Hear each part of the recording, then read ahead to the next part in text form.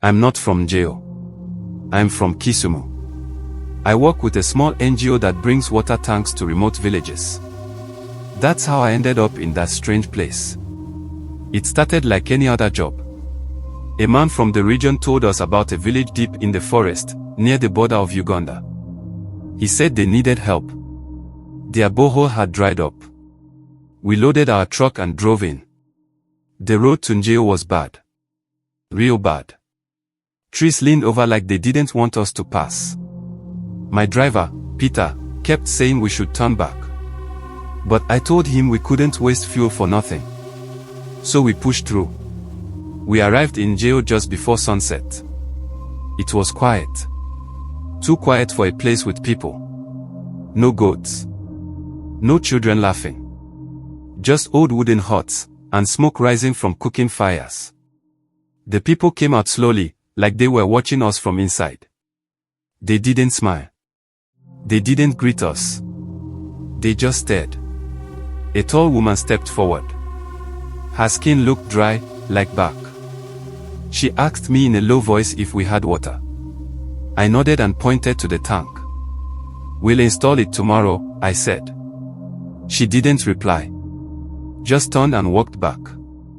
The others followed. No one talked. That night, Peter and I camped outside the truck. At midnight, I woke up. I heard a sound. Like breathing. But not from me. And not from Peter. It was heavy, like someone with lungs full of water. I looked around. There was a boy maybe 9 years old standing by the fire. His eyes were wide. His feet were bare and wet with mud. "Are you okay?" I asked. He said nothing. Just stared at me. Then walked away toward the trees. In the morning, I asked the tall woman about the boy. She looked at me strange.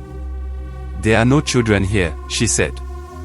Peter was already nervous, but I brushed it off. I thought maybe the kid was from another homestead. We installed the tank and packed up. As we were leaving, a group of villagers followed us to the edge of the forest. No waving. No goodbye. We drove off.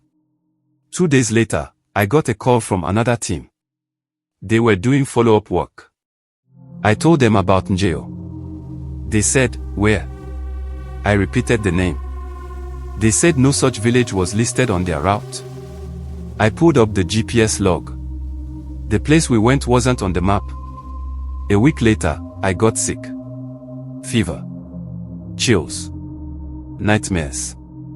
Every time I closed my eyes, I saw the boy. Wet feet. Staring. Out of fear or madness, I don't know, I went back to Ngeyo. Alone. I just had to make sense of it. I found the path again. I followed it. But where the village had been was just bush. No huts. No people. Nothing. I turned to leave, and there he was. The boy. Still the same. Standing in the shade. Muddy feet. He opened his mouth like he wanted to speak, but no sound came out. Then I remembered something. On the day we arrived, I saw a fresh grave by one of the huts. Small. Just a pile of soil and some stones. That was his.